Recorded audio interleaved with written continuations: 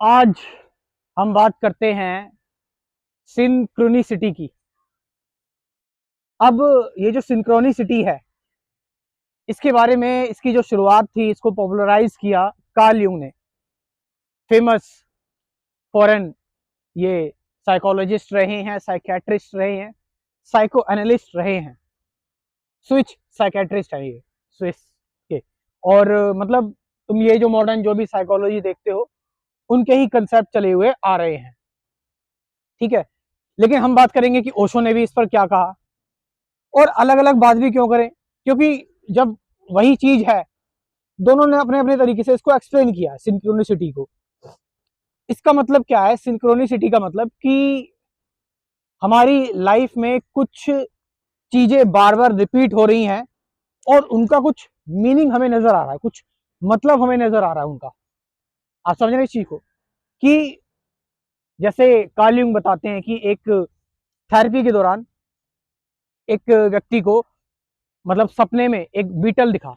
वो नहीं होता जिससे हम, छोटा सा कीड़ा होता है जिससे हम फेल पास करते हैं, सपने में दिखाई दिया थेरेपी के दौरान उसको। ठीक है, जब वो थेरेपी हो रही थी, अब उसको ये जो बीटल है उसको रियल में भी दिखाई दिया। उसके थोड़ी देर बाद खिड़की पर आकर बैठ गया। ये तो मैंने सपने में देखा था, ये यहाँ भी दिख गया। तो मतलब कार्ल यूंग कहते हैं कि ये यूनिवर्स जो है ना, वो क्या कर रहा है कि इसका मतलब है ये पॉजिटिव साइन है और ये यूनिवर्स चाहता है कि वो व्यक्ति अब हील होगा, उसकी स्पिरिचुअल ग्रोथ होगी। आप समझ रहे इस चीज को? और ओशो क्या कहते हैं सिंक्रोनिसिटी पर? ओशो भी यही कहते हैं कि जब आप प्रेजेंट मोमेंट में एकदम रहते हैं, जब आप बिल्कुल ही अवेयर रहते हैं अपने सारे सेंसेस से, तो फिर आप एक फ्लो में आ जाते हैं लाइफ के साथ, यूनिवर्स के साथ। तो आपको आपको बार बार वो मीनिंगफुल चीजें दिखाई देने लगती है, आपकी यूनिवर्स आपकी हेल्प करने लगता है।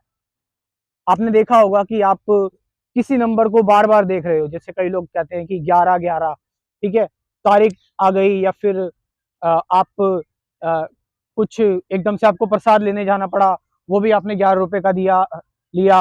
ठीक है, इस तरह से, या फिर आप किसी एग्जाम की तैयारी कर रहे हो, प्रिपरेशन कर रहे हो। ठीक है, मान लीजिए कि आप एक स्टूडेंट है, वो बताता है कि वो एक बार एसएससी की प्रिपरेशन कर रहा था, तो एक बार वो एसएससी के बारे में ही बहुत ज्यादा सोच रहा था। तो उसकी एक बार मुलाकात हुई, एक एसएससी के ऑफिसर से ही मुलाकात हुई उसकी, और उसने उसको गाइड किया। मतलब कि आप किसी चीज के बारे में सोच रहे हो और कोई व्यक्ति आपको मिल जाता है और वो उसी चीज के बारे में बातें करने लग जाता है। This is synchronicity. और दोनों ही लोग, ओशो और कार्ल यूंग, दोनों ही लोग ये बताते हैं कि ये जो सिंक्रोनिसिटी है, इट्स टाइमलेस। इसका कोई मतलब, ये बियॉन्ड कॉज एंड इफेक्ट है। इसको आप ये नहीं कह सकते कि ये बाय चांस हो रहा है। इसका मतलब ये है कि आप जो अनकॉन्शियसली चाहते हैं यूनिवर्स से, वो आप कनेक्ट हो रहे हैं, एक इंटरकनेक्टेडनेस है। ठीक है, आप और यूनिवर्स एक दूसरे से कनेक्ट है। आप अनकॉन्शियस लेवल पर जो चीज चाह रहे हैं, कितनी शिद्दत से आप उस चीज को चाह रहे हैं, उस चीज को पाना चाहते हैं, तो यूनिवर्स जो है वो क्या कर रहा है, वो आपकी हेल्प कर रहा है इस चीज में, उस चीज को पाने में। इसलिए बार बार आपको वो पैटर्न दिखाई दे रहे हैं, वो लोग दिखाई दे रहे हैं, एक तरह के, सेम तरह के। ठीक है, एक एक जैसी चीजें दिखाई दे रही है। एंड इट्स, मैंने बताया, ये जो अलाइनमेंट है जो हमें नजर आती है, it's beyond cause and effect. अब इसका कोई रीजन नहीं हो सकता, बट ये मीनिंगफुल होते हैं, है ना? कि मैं इसका रीजन खोजूं कैसे है, ये लोग कहते हैं, आर्ग्यू करते हैं कि बाय चांस भी हो सकता है। बट कैसे, आपने भी अपनी लाइफ में ये चीज देखी होगी कि आप किसी काम को करने जा रहे हैं, तो उससे रिलेटेड चीजें आपको बार बार दिखाई दे रही है। आपको ऐसा लग रहा है मेरी कोई हेल्प कर रहा है उस काम को अचीव करने में, उस कार्य को करने में। कई लोग अपना स्पिरिचुअलिटी का एक्सपीरियंस शेयर करते हैं कि मैं अध्यात्म में गया, स्पिरिचुअलिटी में गया, मैं पहले जो है वो एथीस्ट था, फिर मैं जो है वो धीरे धीरे करके भगवान को मानने लगा, या फिर मैं कि किस कोई एग्जिस्टेंस में है, गॉड वगैरह, इन चीजों को मानने लगा। फिर मुझे उससे रिलेटेड एक गाइडेंस मिलने लगी, ऐसे लोग मुझे मिलने लगे। This is synchronicity, universe is helping you. आप समझ रहे इस चीज को? तो ये जो कंसेप्ट है, कार्ल यूंग ने इस बारे में बताया, मैंने बताया पॉपुलराइज किया।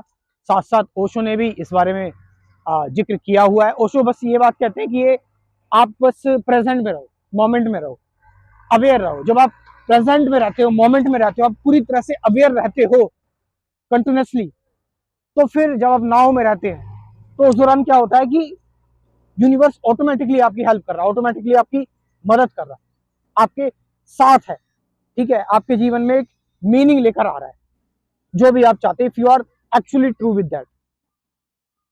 तो जो लोग एक्चुअल में इंटरेस्टेड हैं, लास्ट में मैं ये कहना चाहूंगा, जो स्पिरिचुअलिटी को डीपली समझना चाहते हैं, मेडिटेशन क्या है और प्रेजेंट मोमेंट क्या है, अवेयरनेस क्या है, अटैचमेंट क्या है, ऐसे कुल 24 टॉपिक्स पर मैंने एक अपना क्रैश कोर्स प्रिपेयर किया हुआ है।